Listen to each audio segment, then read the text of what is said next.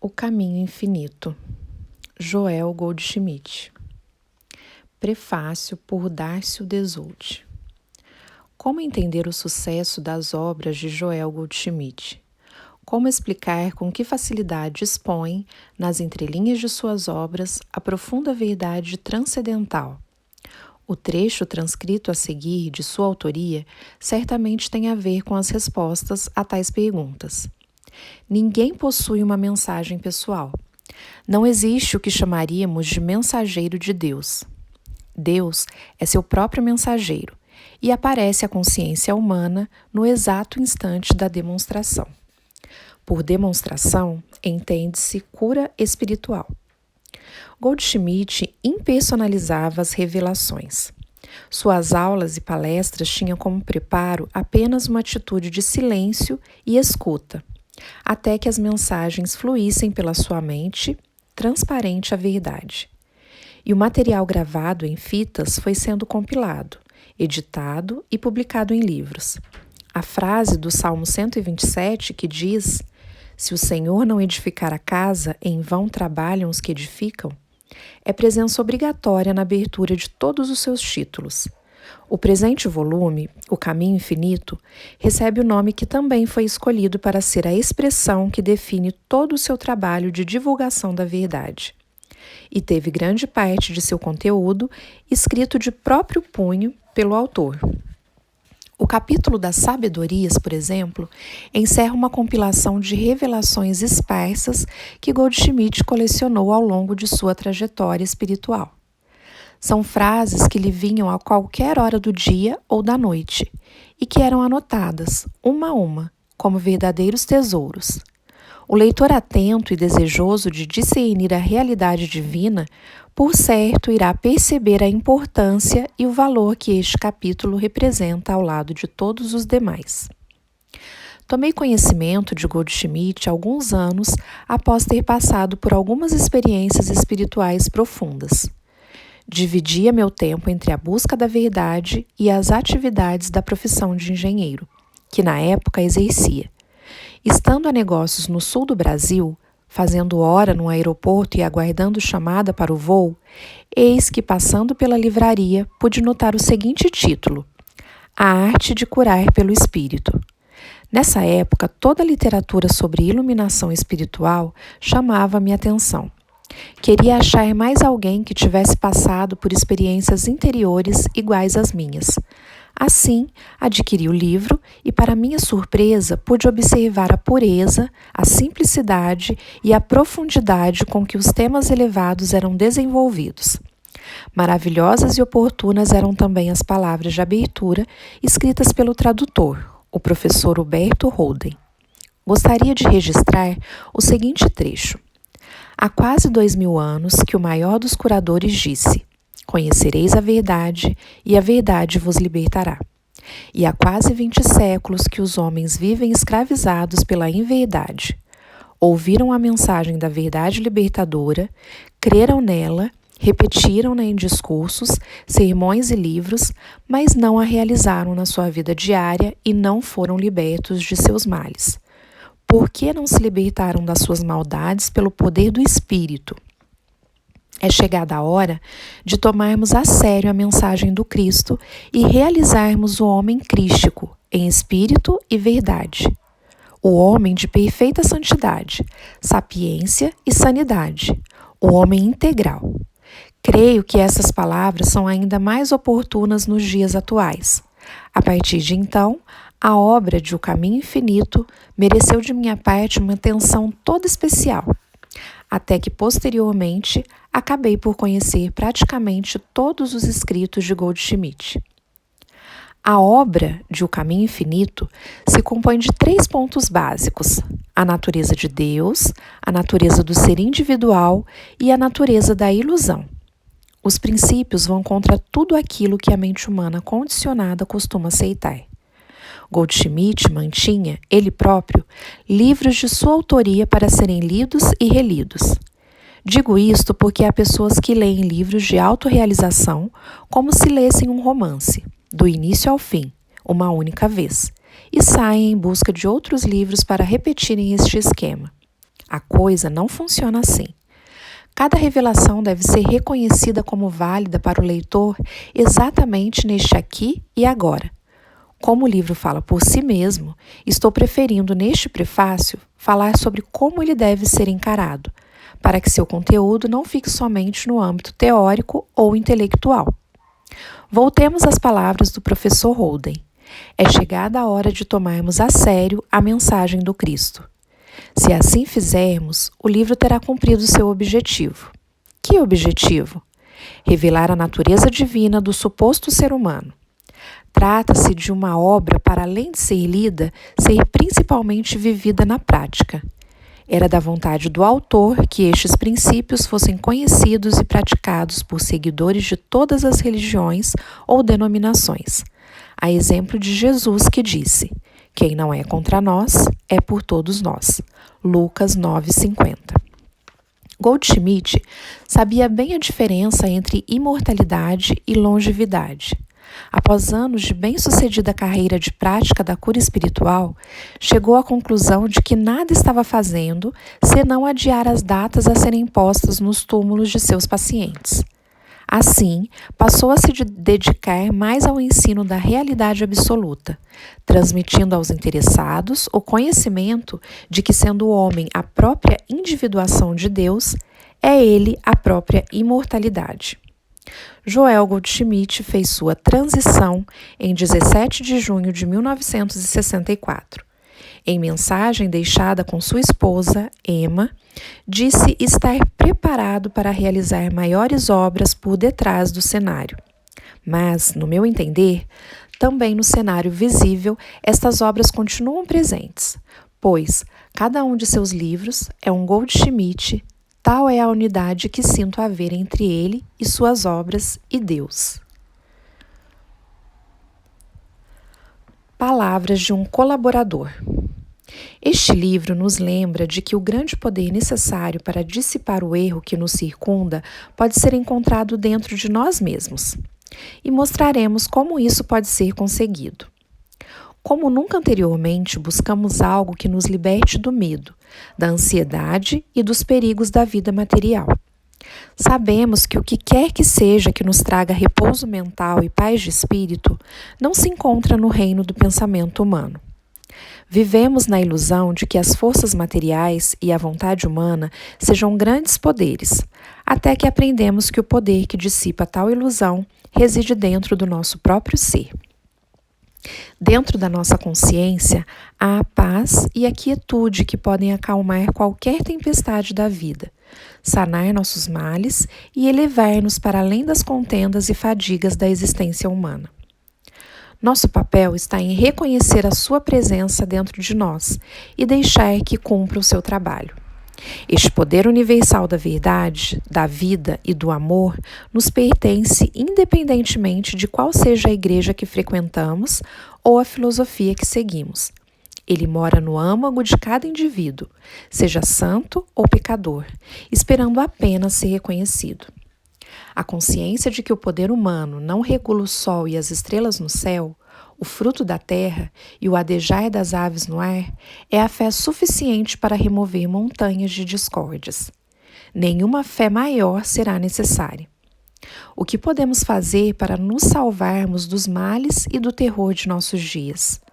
Deixe a mensagem deste livro preencher sua consciência com o seu significado espiritual e tenha paciência. Deixe a harmonia da existência espiritual desabrochar do seu interior e guiá-lo para longe da escravidão dos sentidos para a terra prometida da paz. Joel Goldschmidt, autor deste livro, buscou a verdade em todas as grandes religiões e filosofias. Dedicou muitos anos à prática da cura e aconselhamento em todos os contingentes da vida humana. Seu desenvolvimento da luz interior popularizou-se através de suas cartas, que tiveram ampla circulação por diversos anos. Formaram-se grupos de estudo por todo os Estados Unidos para o aprofundamento nos escritos de Goldschmidt. Introdução. John Van Druten. Sentado diante de uma folha de papel em branco, pensando no que iria escrever como introdução para este livro que conheço tão bem, folheei suas páginas em busca de alguma frase ou passagem que me servisse como início. Percebi que meus pensamentos galopavam para longe, para o mistério fundamental da minha profissão de escritor. O mistério de como começou a me chegar o fluxo de palavras, dessas palavras que iria escrever, das palavras que escrevo agora. Preciso mesmo dizer que esta não foi a primeira vez que esta questão me surgiu. Aliás, ela ressurge toda vez que me encontro sem ideia do que irei escrever a seguir, e me faz indagar de onde elas me vêm. Os muito milhares de palavras e pensamentos que escrevi, reproduzidas pela imprensa ou expostas em um palco. Este é o tipo de pergunta que alguém se faz apenas em tais momentos de perplexidade. Na maior parte das vezes, tomamos como óbvias essas coisas que são, na realidade, os milagres diários da vida, tais como o brotar e o crescer, espalhar sementes no jardim e não se maravilhar que surjam flores dessas coisinhas pretas no próximo verão. Essa atitude é aquela que G.K. Chesterton sempre censurava ao mundo, por tornar seus mistérios e seus milagres como coisas corriqueiras. Este é o tema do seu pouco conhecido trabalho Manalive, cujo herói vivia em estado de permanente deslumbramento diante do milagre da vida e era tão ansioso para manter vivo tal deslumbramento que deu a volta ao mundo para reviver a emoção de chegar à sua própria casa, diante da sua porta, cortejar, raptar e casar com sua própria mulher, com 6 nomes diferentes, de modo a nunca deixar murchar a incrível maravilha que é o amor. É trágico que nós vivamos neste estado de passividade, embora as necessidades da vida diária pareçam solicitar a continuidade de nossos negócios ou trabalho. Usei pareçam propositalmente, pois eu acho que de fato a verdade é exatamente o contrário, e aquilo que foi chamado de uma vida plena e rica é impossível de acontecer nessas bases. Mesmo uma vida comum e monótona, torna-se difícil, seus mecanismos esguiçam e as adversidades e infortúnios tornam-se sólidos obstáculos contra os quais se quebra inutilmente a cabeça. Nesses momentos, o homem começa a se questionar sobre o mundo em que vive, buscando explicações, socorro ou apoio. As religiões, em suas formas convencionais, que apresentam um Deus pessoal, a quem são dirigidas as preces e petições, provaram ser estéreis e conduzem a uma resignação piedosa e sombria. E a filosofia do puro materialismo, aceitando que as coisas são assim mesmo, leva apenas a um calamitoso desespero. Algo mais se faz necessário. Sempre foi necessário, e embora sempre esteja presente, parece que os homens nunca a encontram. Este algo escapou ao homem por entre os escritos dos que buscaram a verdade sobre o eterno mistério, desde os orientais, Lao Tse e Shankara, passando por Jesus, pelos místicos europeus da Idade Média e pelos pensadores do Novo Mundo. Em essência, ensinaram todos as mesmas coisas e, por isso, Aldous Huxley chamou a sua antologia do pensamento religioso de filosofia eterna. Mas as respostas, embora tenham sido reveladas, ficaram distantes, lá longe, desligadas do viver cotidiano do homem e de seus fatos, e disso resultou um tipo de esnobismo infeliz, como se fosse errado esperar da vida resultados práticos e tangíveis. Assim, o homem foi induzido a um dualismo fatal, tentado a viver simultaneamente em 2 planos distintos, o plano material e o espiritual, ambos aparentemente reais, mas sem relação compreensível entre si, como se fossem 2 sócios de uma firma que nunca se falassem. Posto isso, parece-me que este livro vai além, desmascarando a dualidade, mostrando que os 2 sócios são apenas um, e que o mundo é apenas um, e que as verdades eternas estão entretecidas em nossa vida diária, expandindo sua harmonia e anulando as discórdias. Mas que é este livro?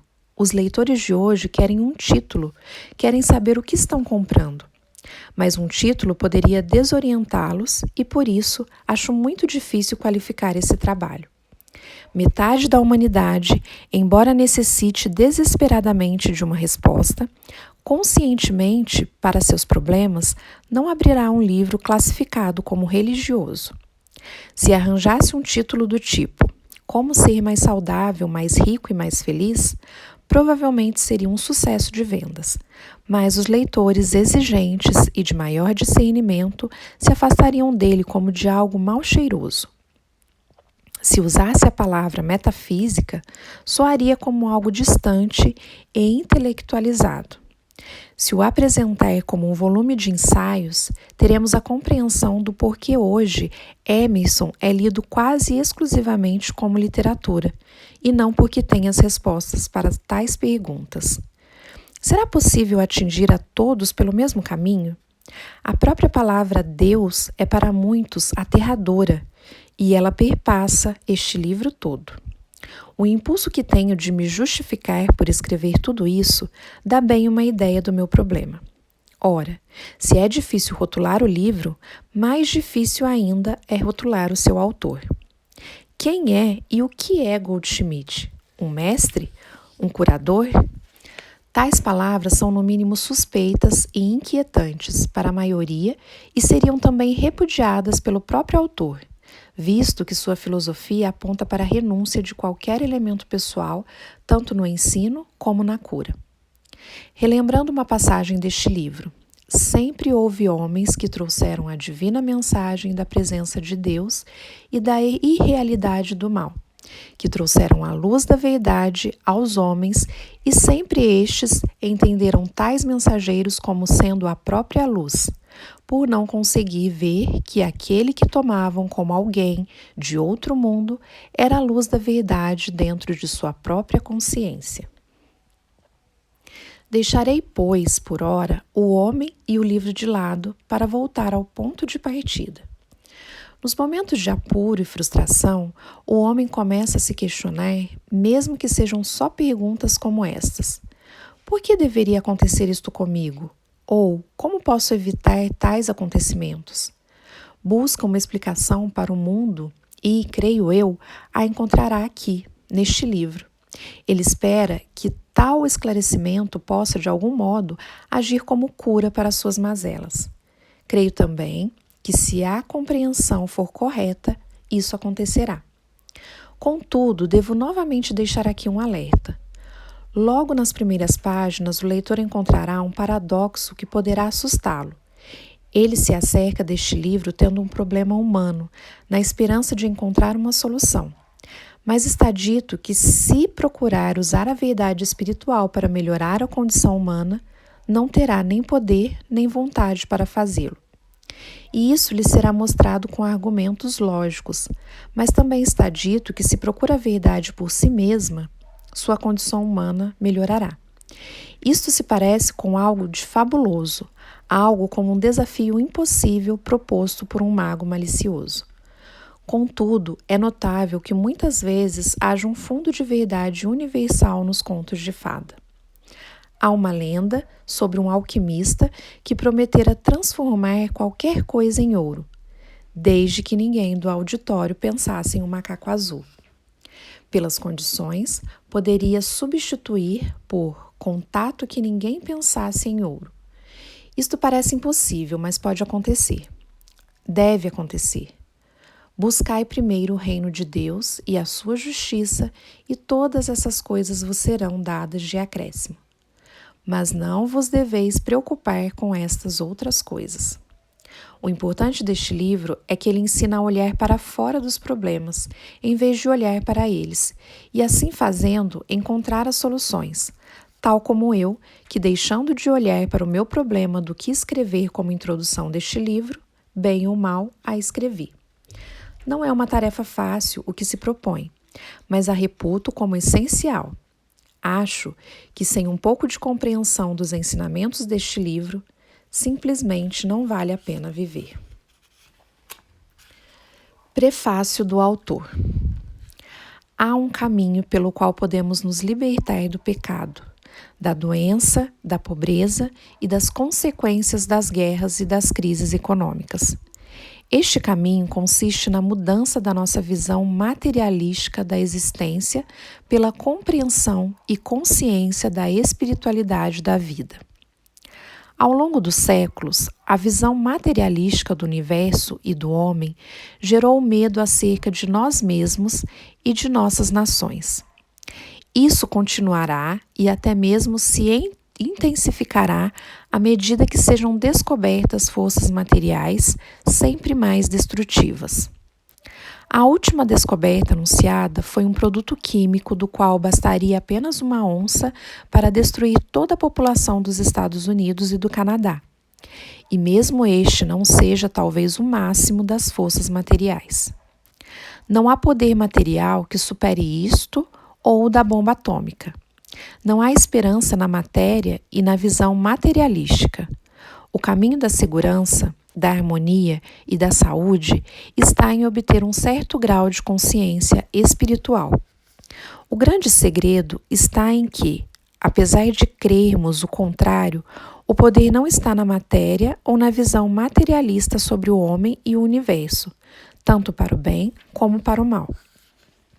Aquele que alcançou um certo grau de consciência espiritual comprovou a realidade do espírito. A necessidade de abandonar a concepção materialística da vida para obtermos a consciência espiritual da vida e de seus desdobramentos é o segredo de todos os videntes, profetas e santos de todos os tempos. Que tudo isto é praticável, é demonstrado pelos trabalhos de cura e regeneração feitos por muitos estudiosos de modernas escolas de cristianismo científico ou prático. Quando o mundo perceber que todo o sucesso obtido em melhorar as condições de saúde e de segurança por estes seguidores modernos dos antigos ensinamentos foi possível apenas através da renúncia à visão materialista em favor da obtenção da consciência espiritual, poderemos ter novas esperanças. A questão é: que pode o homem fazer para obter essa consciência espiritual e com isso abandonar o sentido materialista? A resposta é: leia e estude as verdades reveladas ao longo dos tempos sobre a consciência universal, alma ou espírito e sobre a criação espiritual e suas leis. Absorva o sentido dessas revelações. Neste pequeno livro, descrevi a verdade espiritual como a visualizei durante mais de 30 anos de estudo das maiores religiões e filosofias de todos os tempos, dos quais os últimos 15 empregados em aplicar praticamente as verdades aos problemas da existência humana, problemas de saúde, de negócios, de vida familiar e segurança.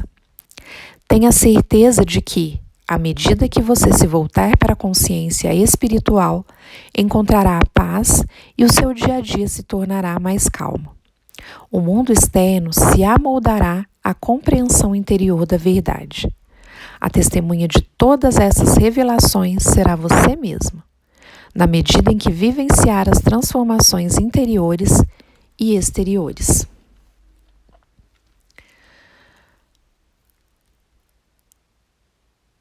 Não é preciso sair para ver melhor, nem assomar a janela. Habite apenas no centro do seu ser. Quanto mais dele se afastar, menos saberá. Lao Tse. A verdade está dentro de nós. Há um centro profundo em todos nós, onde mora a verdade em sua plenitude. E, para saber, antes rasgar um caminho por onde possa sair o esplendor cativo que mergulhar na luz que imaginamos externa. Robert Browning. Um Deus fez sua morada em nosso peito. Quando ele nos desperta, a chama da inspiração nos aquece. Este supremo êxtase brota das sementes que a mente divina semeou no homem. Ovídio. Muitos não assumem um problema para si mesmos, não para o recôndito de sua própria mente, mas para o primeiro grupo de pessoas que encontram. Valdivar. O reino de Deus está dentro de vós. Jesus.